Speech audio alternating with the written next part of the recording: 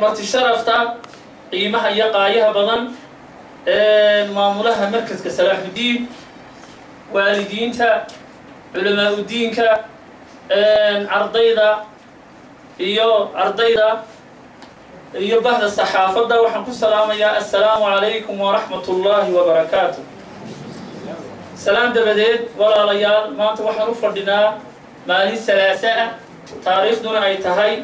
28 rajab 1435 hijriyada oo waafaqsan 27 may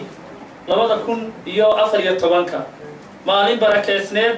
aan u fadhino walaalayaal xafladan qaaliga ah ardayda ku qalinjabisay markaskan Salaaxudiin rag iyo gabdhaba ayaan u fadhinaa xafladoodan maanta ah inaan weyneenno ujeedadeena wax kala maaha kitaabka Ilaahay inaan kor u qaadno kitaabka Ilaahay subxaanahu wa ta'aala inuu quluubteena ku weynaado marka waxa weeyaan mahad waxa iska leh Allah subxaanahu wa ta'aala ثانيا waxa iska leh macallimiintii mudiirka markaska Salaaxudiin Umar Ahmed Umar iyo macallimiinta la dhigta oo dadaal iyo juhdi ku bixiyay ikhwaani quraanku ma aha wax yar oo kooban ma aha wax maxaan idhaahay waxa weeyaan fudud oo culus inna sanulqi alayka qawlan thaqilan sida ilaahay buu waxa kugu soo dejinayna inna sanulqi alayka qawlan thaqilan qawl weyn oo culus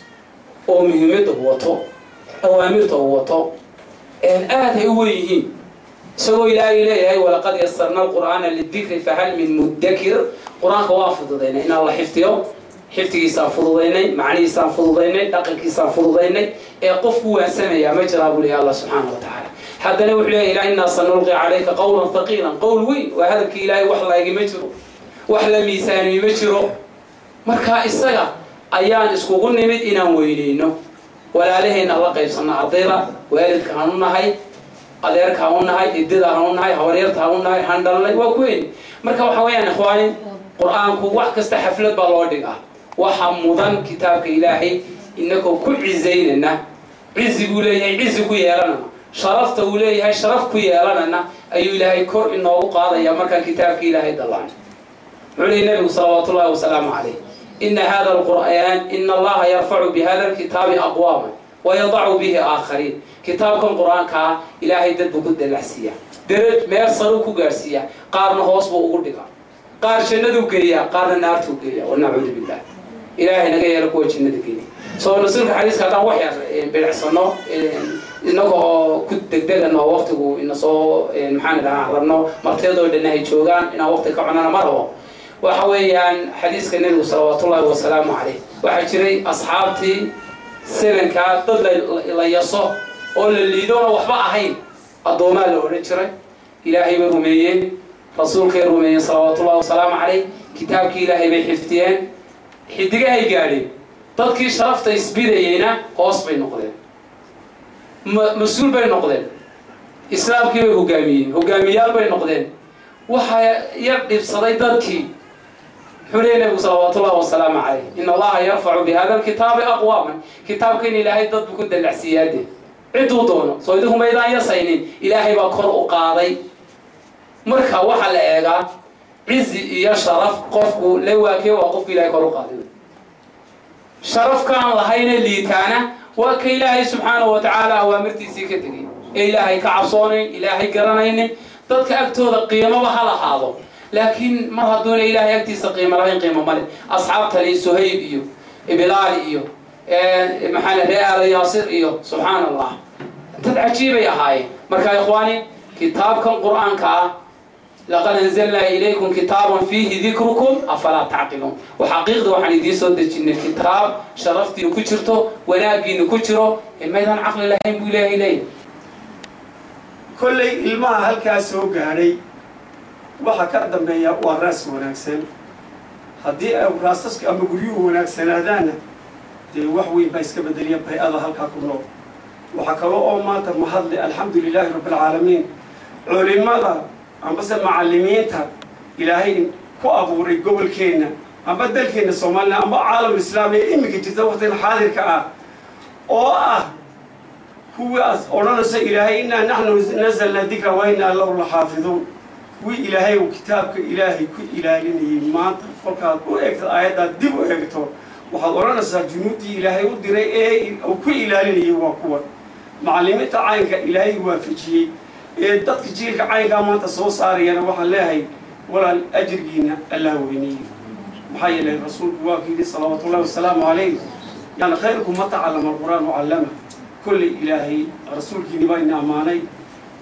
cizi ayaad leedihiin ilaahay ayaad ku weyntihiin agtiina muuminiintii muwaxidiinta aad sidaa u tababaryaad ku weyntihiin annagaad nagu weyntihiin annagaa idigu maraga in aad tihiin kuwa xilkii ilaahay na faray sidii rasuulka u gudanaya intii ay ka awoodaan inaad tihiin marag baanu ka nahay maxaa yeelay ummaddu waa isku marag wixii khayra xisharna waa isku marag baad ku nahay in aad maanta halkaa aad maraysiin ay tahay meel ilaahay raalli ka yahay annaguna aanu raalli ka nahay إلهي يقول سبحانه وتعالى كتاب نزلناه إليك لتخرج الناس من الظلمات إلى النور وكتاب يقصد النبي محمد سيادة مادة الظلم وصارت النور وقارسي إيمانك مركا ماتا معلق اللو كينيو المية أو أن أدوية وحبكوين جاهلة ما تنكو بيرية حالة أو كجرة أو خيم أو دينتي سيدسي وعقيدتي سيدسي وكتابي سيدسي وكتابكي إلهي حفظتي ودرجة وين إلهي بارو مادنا إلهي ناك جزايسي كل هو يويك مانتا وده كان جيل بجيل باصرو سو بنسيب بديه أنا كل يوري ده سوقان يا حالة مانتا جلو ما كان فرق يساو ملحسو الفرق وين باو بحاجة حلقة يا ويدي قرآنك أنا أخذ قادني ينقرني ده واحد صار دقني يوحي هاي ما يقرني وقرآن إلهي باعتقاد سنين لكن ما هو يدو حفظ الصنيدي الماء الله سيينا قبت إذا الله كي يلي أقمتي فرق ويباود هاي ما شاء الله مدارس القرآن وحين قلت مدارس الجنان هي مدارس الناس لماذا؟ ما أنت وحين قلت واحد الكسامك عينو كهذرنو أن أدون الإسلام أما دول الإسلام عينو ابنو مدارس الإسلام وحين قدر مير جنة أوبد ونحسن له بيري لكن جنة دي ما كلا دورة جنة قطع أول يري نكي معلن كأها أوتم أمان وحمدان إنك هرم إنكم مكان إنه جمعية الإسلام أما جمعية المدارس القرآن بيليهم وقبل كانوا تاسو صحوة وحي صحوة يسا oo wixii dib iyo dhibaato iyo ubadka ku keenaya ayay saxwa ay ku sameeysaa kama fikirano ama kama warwarano ubadkeena horta inaga gobolkana wada inay ku timaado madarisunna limaada maadaama ay jimciyadani jirto jimciyadani waxay saxwaysaa oo ku sameeysaa taswiya ama ay ku sameeysaa wixii kala socda macallinkani muxuu dhigaa واي ما أنت واحد عين بل معلنك ما أنت إيران كيرس دير جركا أورانا يجندات جلس هاي إسقرحي اسمه مدرسة القرآن مدرسة القرآن بو كصباحي وحبري إنه كيرا ديكي صورة وحبري هو يدي بولي هو الحمد لله رب العالمين والصلاة والسلام على أشرف المرسلين ديكي ما أنت كوهريا إن الجنة عادكو تكتو أمة مسلمين وميرسا وفرد أبو يسكو قرحيريا إنا لله وإنا إليه راجعون كاسم هو معلم أما هو مدرس القرآن أما مدرس القرآن بالله وريه وحين أركنا إنه نكاسب حلو بالله وريه كبدا نسحقوته أفكار دوبته محبة يسميس إنه يسوق هالقرحي سيدونسا عيالي وحال محامر مرت إيه وكنت جابي الله شارك إيه وقروين يست وقفيريات وحال محاكيني وحوي هدان لواي واحد أو تعرض دين كستوى عندي تساءل الوسط يعني هذا واحد شيء واحد شرب عن كذا إن هو آخر الزمان أو أمدين أو يريد ما النبي محمد وحاول قبل سنة 73 فرقة 71 في النار وواحد في الجنة سو ما جرت قولك 73 هذا عن دبيبة هذا ما تبع دائما 73 فرقة أي نقول 72 في النار وواحد في الجنة ومتى إني ما أرى صور وحي والنبي إنه شيء جايبها كسر ما أنت الظاهرة هالكاسي أنا أتكسر لكن مكيبة وحلا يسكو في قيا فرطة أو وحلا ليه ومدي باعي نقاب أين هلا سنتي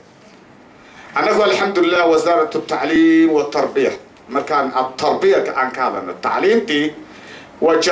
وجمع دان لكن التربية وحكم ذا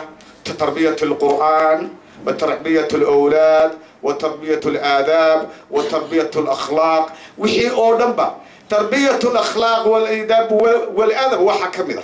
البيئة أرضي عرضي نو أخريا قرآن أرضي أحمد عبد الله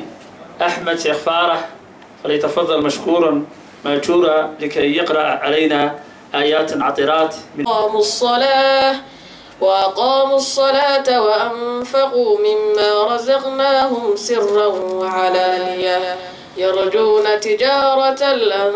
تبور ليوفيهم أجورهم ويزيدهم من فضله إنه غفور شكور والذي أوحينا إليك من الكتاب هو الحق مصدقا لما بين يديه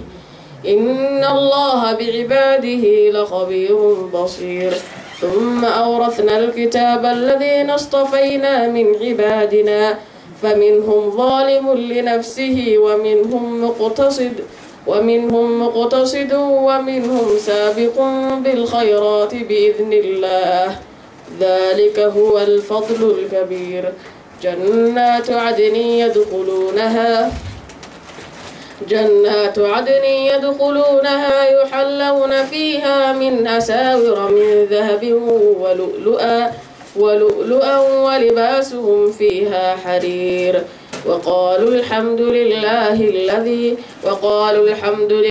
الذي أذهب عنا الحزن إن ربنا لغفور شكور الذي أحلنا دار المقامة من فضله لا يمسنا فيها نصب ولا يمسنا فيها لغوب. سلام دبدين وحادي أنا قوم هاد عليني يا إلهي سبحانه وتعالى أنت كذب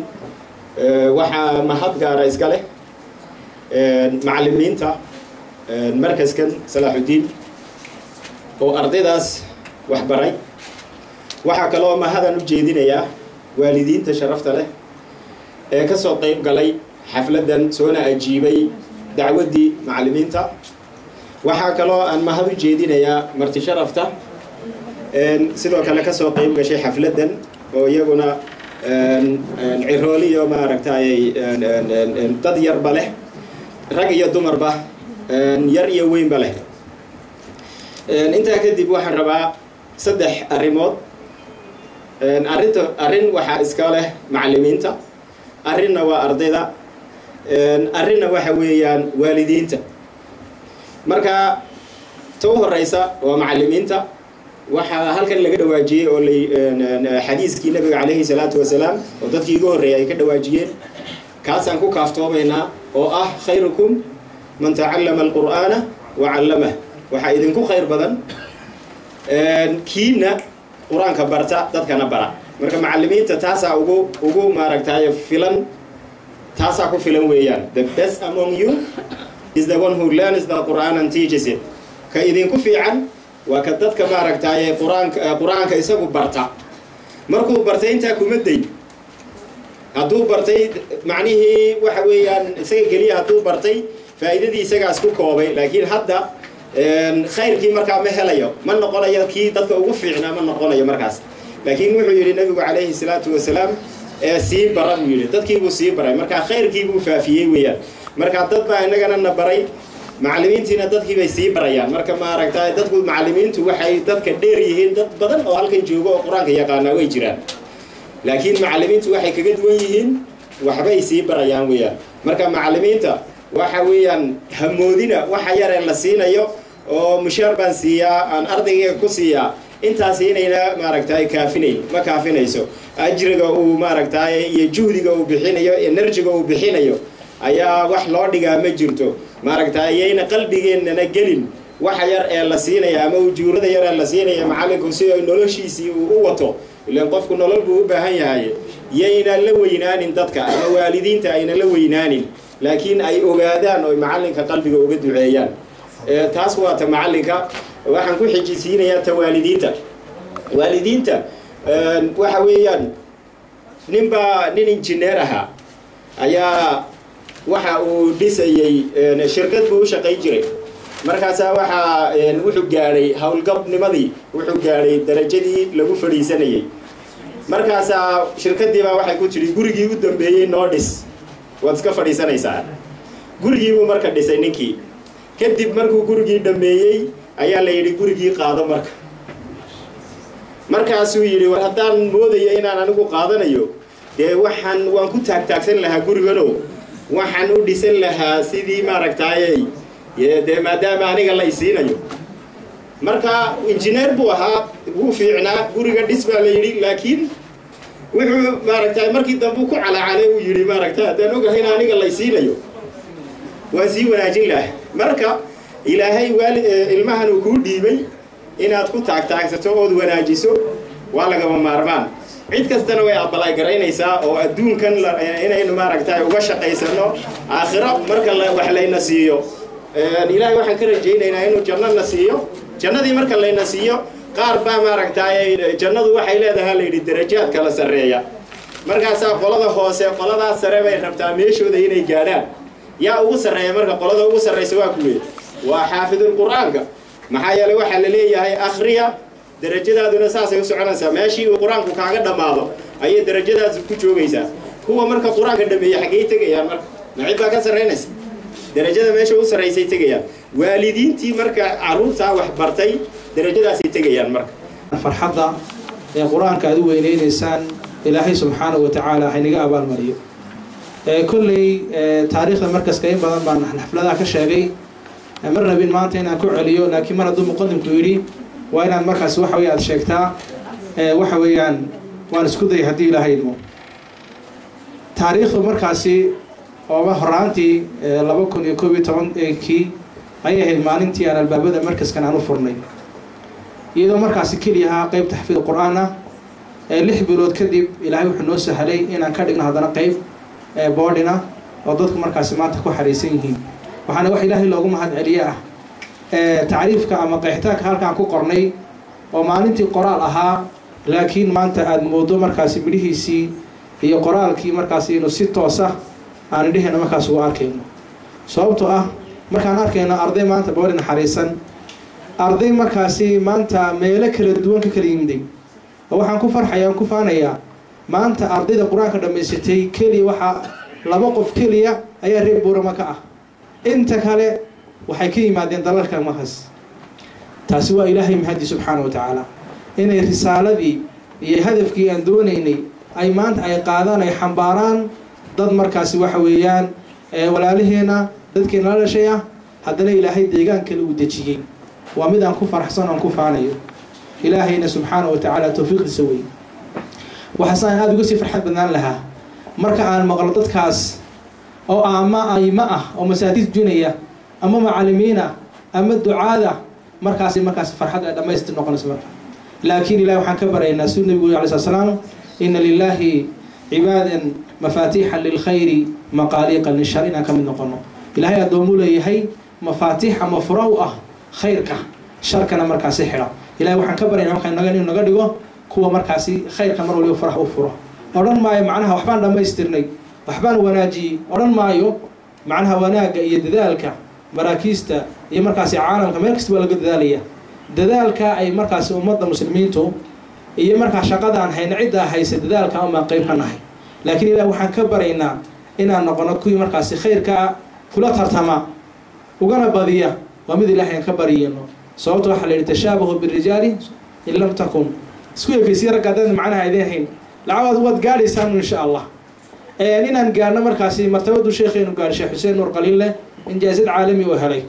in markaas waxa weeyaan aan wada gaarnay waa mid ilaahay ka baryayno fadliga markaasi ardayda maanta aad arkaysaan waxa weeyaan waa ardaydiisa macnaha wuxuu u taagan yahay soo marka la eego awow oo kale sababta aan 29 kii bay ahayd maalintii anigoo yar sheekha la geeyay dee magaca sheekuma ma sha Allah isku sharfeynaa ilaahayna subxaanahu wa ta'ala hanagu anfaco quraanka iyo asxaabtiisa maartay waxa weeye si gaar ah u cayimeyn maalinta maxshar la isku yimaado kulli aan waxaan ku magacaabaa maartay saaxiibkaagii maartay cid ka xigtay jirin ayaan ku magacaabay ardayda marka quraankii balseed ku tihiin maad ilowdeen quraankii aad xifdideen mise waad haysaan markaan weydiinayo quraankii ma haysaan ma idhaho saaxiibka ka waramaan ku dhaha hadduu telefoon kula hadlayo haddii wad aan maartay soo joognaba saaxiibka ka waran marka ku de fahmay ku aan fahminba waxa say ku darayd maartay cisho dhaweyta oo guri booqday maartay gurigii marka waxa kamid ah guri qoys buu ahaa qoyska marka inaka marka qoyska laha marka uu dibaddu ku yar maqay uu jooga marka maqsiga ma soo galin gabadhii iyo caruurteedii marka salaamay gabadhuna xufaada maartay magaalada ay kamid ahayd oo maartay ma sha Allah ilaahay ugu nicmeeyay quraanka ilaahay ugu nicmeeyay bay kamid ahayd markii hore iyo imikaba wadaadkeeduna waa xaafidun markaasaan ku yidhi saaxiibkaa ka waran marka sheekh hebel bay tiri odaygeedii bay tilmaantay maya saaxiibkii kaa xigay maartay sheekhaa kaa xigay baan ku yidhi oo yaabto oo yar maagmaagto ma aabbahay bay tiri aabbaha sheekhaaga kaa xigay ninkii aabbahana kaa xigay ee sheekhaaga kaa xigay ee saaxiibkaaga ahaa bal ka waran baan ku yidhi ma isku fiicantiin iminka walkay wareertay baan ku yidhi qur-aankii ka waran marka waxaan lagu yidhaahdaa maaragtay saaxiibka ay ka waran ma idhahdaayo ka fahmayay maaragtay maasha Allah waa fiicanahay miskiid baan tujiyaa dhalinyartii dibadda u baxday kullu masaajid inta badan hayaan kuwa wadankuna wadiga arkaya madaaris intay fureen bay maaragtay afwaajin soo saarayaan marka ilaahay maaragtay waxaas waa ilaahay nicmadiisa aan ugu shukriyayno waa kuwa u diyaar cidii xuraynaysaa waalidkiisa xaguujis